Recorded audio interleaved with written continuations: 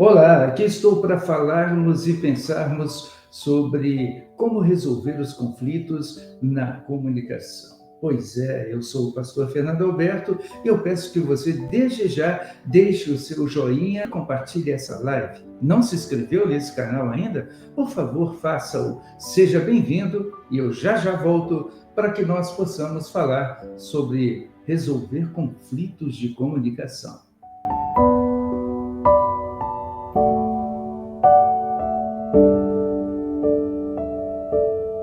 Muito bem, aqui estou para trocar essa ideia com você, bater esse papo especial. Eu, pastor Fernando Alberto, da Comunidade Batista Betel, em São Lourenço do Oeste, estou aqui para compartilhar com você uma reflexão que creio vai realmente muito lhe abençoar. Temos falado sobre comunicação a partir da família, e é claro que ela vai tocar todos os demais ambientes da vida. E hoje vamos pensar em algumas coisas, em especial nessa condição da forma de nos comunicarmos, e às vezes a gente até diz as coisas, mas não entendemos, como você viu na foto anterior, porque não fomos entendidos. E aí a gente pergunta, mas o que eu disse agora? Né? Porque a outra pessoa, de alguma maneira, ou entende diferente, ou se ofende, ou realmente a gente pisou na bola dizendo que não devia dizer. Hoje eu quero compartilhar com você ainda algumas compreensões trazidas através também do pastor Jaime Kemp, provenientes da nossa experiência de vida e de outros autores que também muito nos abençoaram no nosso ministério falando sobre isso. O pastor Jaime Kemp, ele expressa algumas dificuldades que podem trazer impedimentos à comunicação, e eu acho realmente muito pertinente.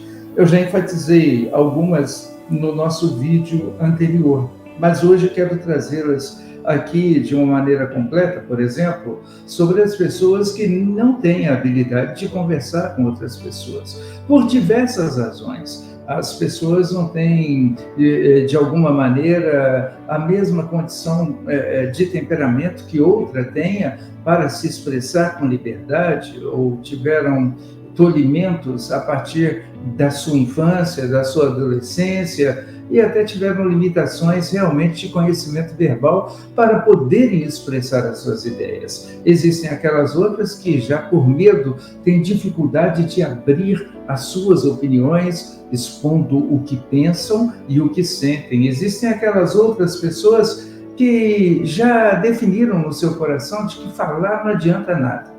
Elas preferem sofrer os impactos relacionais do que, de fato, trazer à tona algo que seria importante, mas, segundo a sua visão, acha que as pessoas nunca vão mudar em relação ao que ela diz. Existem aquelas outras pessoas que chegam a crer que não têm nada para oferecer em um diálogo. São pessoas que, traumatizadas pelos relacionamentos da vida, ficaram trancadas em si mesmas e acham que o que tem para dizer não vai agregar positivamente na vida de outras pessoas, e aqui está ligada a uma condição de autoestima fragilizada. Olha, queridos, existem ainda problemas de comunicação que são mais difíceis de lidar. São aqueles provenientes da supressão mútua. Eu tenho falado dessa família nova, pós-virada de milênio, que introduziu-se na informática, que hoje bebe das fontes que vêm através daquilo que é virtual, mas não tem a condição de beber das fontes relacionais mais próximas a si mesmas. E por isso acabam se tornando silenciosas.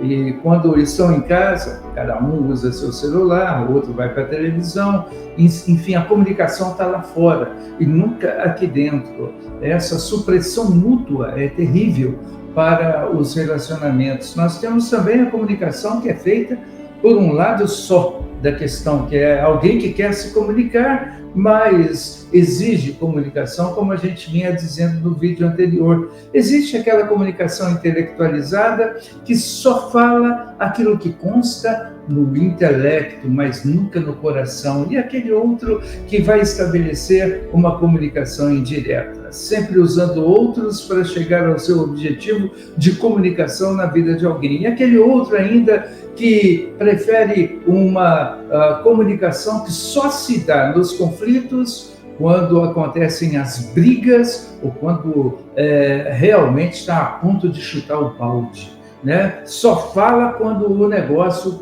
vai entornar.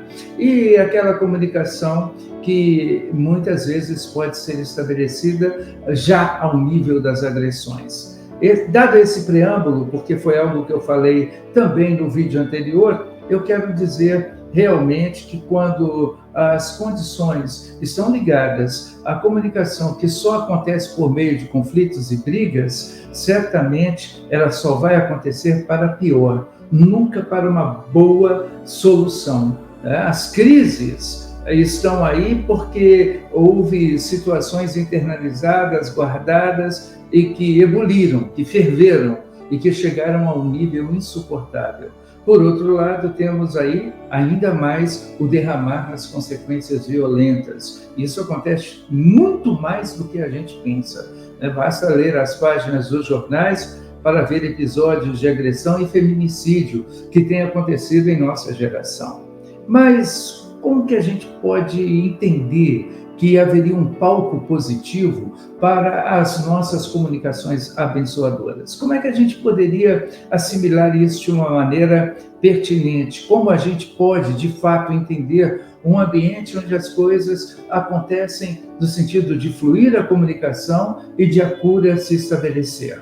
Bom, o fato é que uma boa relação vai exigir, como diz o autor Tim LaHaye, escritor norte-americano, em seu livro, que foi lançado lá em 1968, um clássico falando sobre comunicação familiar, ele dá os seguintes parâmetros. Uma relação se estabelece com plena satisfação quando a maturidade se busca, ou pelo menos já aconteceu, quando se está maduro no nível de uma caminhada de vida. É lógico que o processo de maturidade sempre haverá no sentido de uma continuidade. E essa maturidade que me refiro é a maturidade relacional.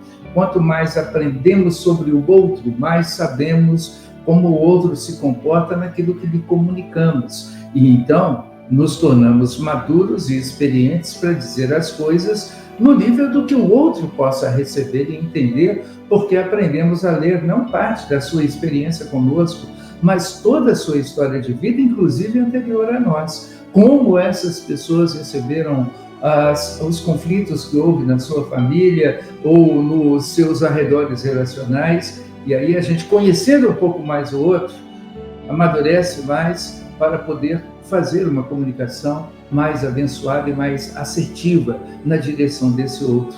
Também uma visão de submissão mútua, de interdependência, no sentido prático de sempre buscar a convergência e não a divergência. Eu tenho falado de pessoas que se preparam muito para brigar com o outro, mas se preparam muito pouco para encontrar os pontos em comum. E é isso que é mais importante em qualquer coisa que se tenha que dizer a alguém. Essa submissão mútua, essa humildade, no sentido de dizer e pensar que nós também podemos estar errados em alguns níveis daquilo que queremos consertar. E, de repente, olhando para as nossas próprias fragilidades e limitações, nós também vamos entender as limitações e fragilidades do outro.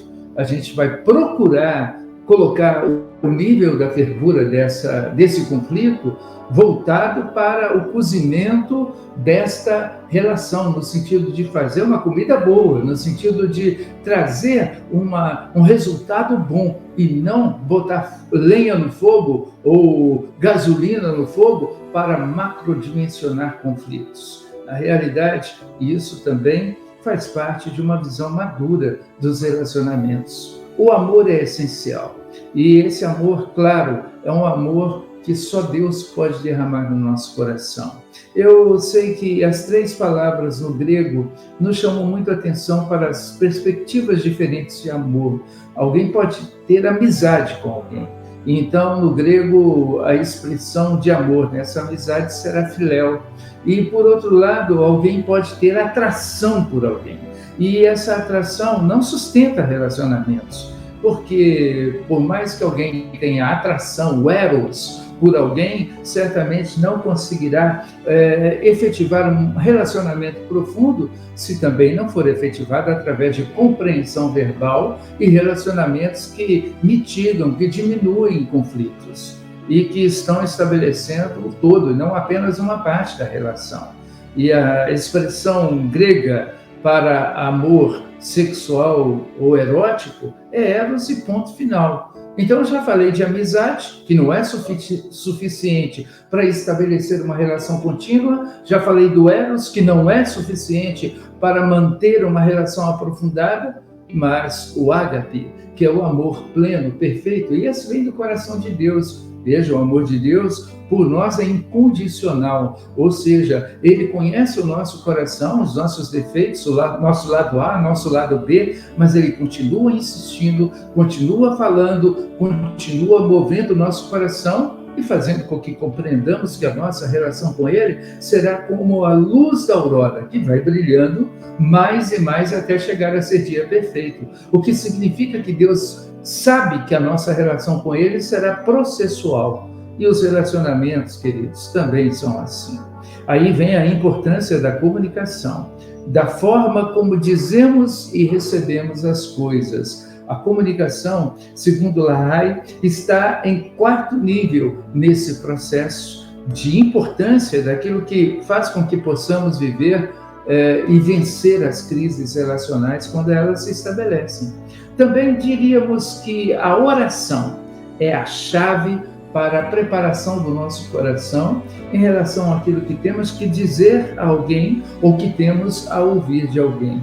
Olha, gente, sem comunhão com Deus, sem relacionamento com Deus, ninguém vai conseguir compreender o outro, lidar com o outro ou fazer com que outros lidem consigo mesmos. Eu creio que toda situação colocada em oração certamente termina em êxito. A Bíblia fala, muito pode, por sua eficácia, a súplica de um justo. Então tem coisas que você não vai resolver só na fala. Vai falar primeiro com Deus e depois receber dele a sabedoria para colocar aquilo que precisa ser dito ao outro ou aos outros, conforme a exigência da comunicação interpessoal. E a presença de Deus em nossa vida, fundamental para que nós possamos certamente estar vivenciando, experimentando os processos de cura em nossa família, nos nossos ambientes de trabalho, na vida. Por exemplo, muitas vezes a comunicação vai exigir perdão. E a questão é, muitas vezes, sozinhos não conseguimos fazê-lo. É só aquele que nos ensinou a oração, princípio do Pai Nosso, aquele que disse que nós devemos perdoar assim como nós somos perdoados, que pode nos dar as forças necessárias para lidar com pessoas a quem precisamos pedir perdão e precisamos liberar perdão. Quem sabe dizer às pessoas palavras que são poderosas possam nos ajudar no sentido de estabelecer essa comunicação interpessoal. Exemplo, como dizer às pessoas alguma coisa difícil? Nunca dizendo o imperativo, mas, quem sabe, nos incluindo, sempre usando o nós. Né? E dentre esse conflito que precisa ser resolvido, quem sabe usar palavras como quem sabe, talvez, que tal, né? Sempre levando o outro a pensar sobre o que pode ser diferente, porque alguém só pode mudar de conduta se quiser mudar, e só poderá ser levado a mudar a sua conduta se de fato ela pensar sem estar no meio de uma turbulência. Então, quando a gente sugere mudanças, é muito melhor. Pense nisso, que Deus nos abençoe e que possamos viver dias profundamente abençoados em nossas comunicações familiares, de trabalho e em todas as áreas da vida. Deus te abençoe e até a próxima vez com Heaven Force, a força dos céus.